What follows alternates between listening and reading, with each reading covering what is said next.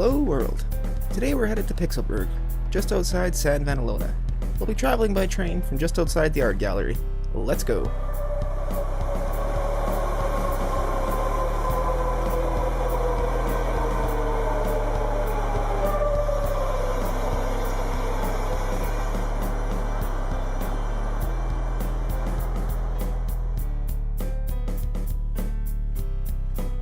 We arrive in Pixelburg in the underground station. Mind the gap. From here, we'll head above ground.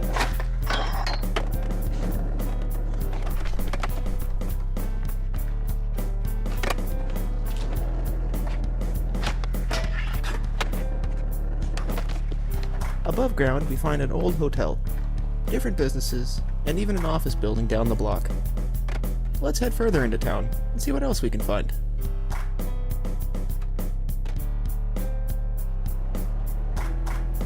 Here we have the old park, currently shut down, and a series of businesses across the street, each with their own flavor and spice, and hoping the park will open again soon. Across the other gate from the park is an apartment building with ground floor businesses, and across the street from that is an early 20th century design. But I'm kinda parched. This section of town is a little more classy, but it doesn't really help my thirst problem.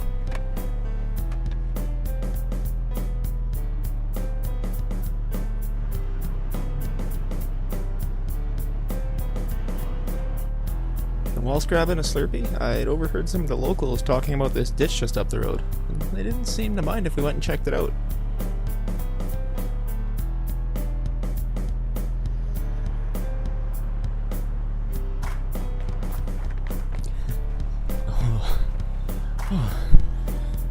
They aren't kidding. This spot looks fun.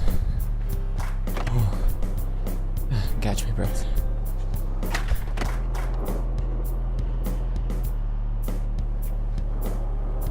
Nice and secluded. Great place to get away from it all. Definitely gonna have to come back here and wrap it up when I'm having a rough day. But I wonder where this ends up.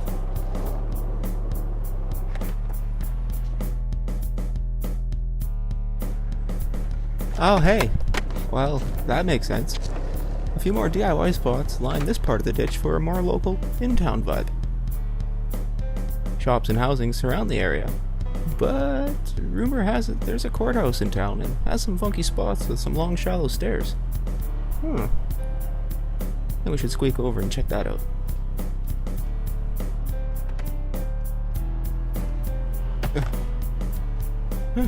Alright. And while we're here, if you have any unpaid citations from San Vanalona, it might be a good time to take care of that. Yeah. A variety of benches and ledges surround the outside with 2 stair sets out front, and there's a big stair set out back with a long brick bank to utilize as you see fit. Alright, enough with the funky pants. Yeah, but let's get going.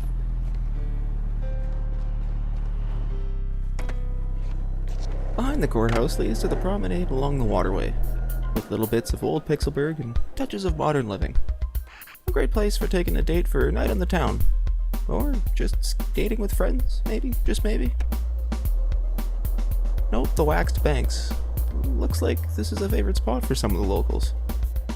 But let's cut back over the waterway and through this gate here in the corner. Huh, an unlocked gate. Well, we arrived at the shipyard. This place has gnarly written all over it. It looks like the crane operator was having a rough day though, and when the whistle blew, all he really knew is GTFO, so careful skating around that hanging sea can, but if this ain't your thing, always hop the fence and head over to the crusty DIY.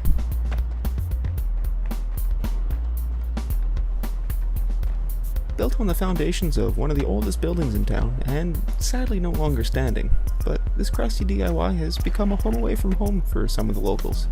And they try to keep it a secret, so shh. It's also one of the better DIY locations to hit up, especially when the ditch is full.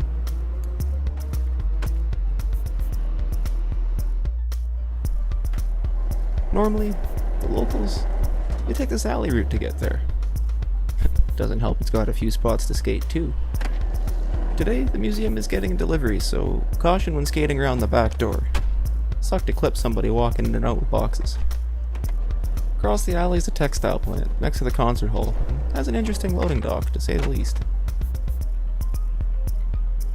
On Sundays, though, I heard the locals, they hop this other fence and they hit up Reynolds Logistics. Let's head on over there and check it out. Security cameras aren't closely watched, and you can get away with an extra hour or two before you gotta scatter. Looks like someone may have been skating here earlier and set up a few spots. So, let's not hesitate to get in a line or two. I don't want to heat this place out though for everyone, so let's head over to that new indoor that popped up last month. What was it called? Oh, wait, what's it called? Saint J? No. It was called St. Pat's Indoor. It's not much, but this is St. Pat's. Started by the local youth group out of the church. The yard has some funky spots to skate, as well as the park inside. The sunny days, they like to open up the doors and let in a little light.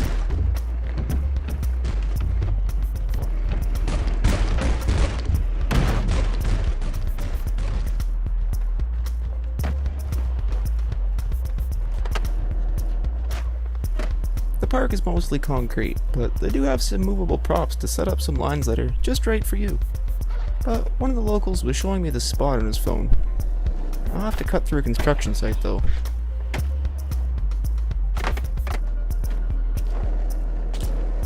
Over the fence and across from the pawn shop is the tracks to and from San Vanalona.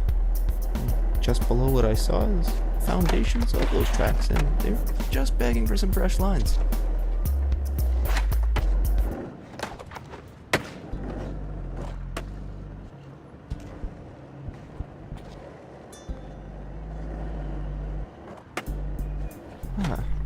Okay. I'm a little lost.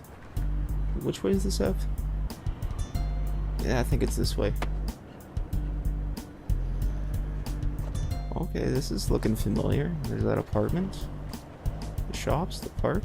Okay, yeah, we're on the right track. What a journey.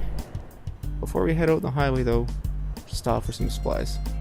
Steve, my cameraman, told me to meet him over here by the Sev, and he'd give me a ride to the new box store out of town. But this time, I'm driving. He can film.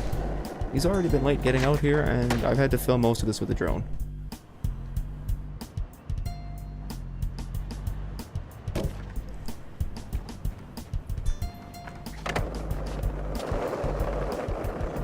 These things are everywhere. It's no surprise to find one in Pixelburg. At least they got a McDick's now, so that's kind of nice.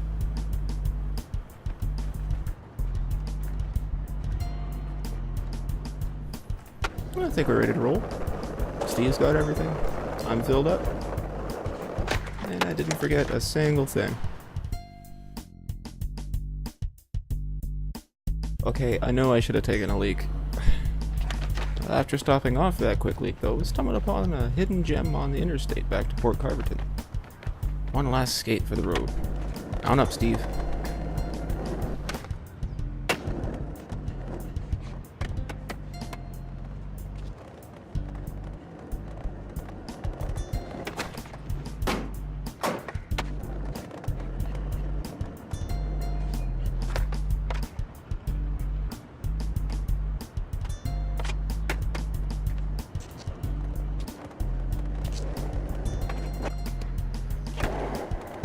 Well, this was Pixelburg.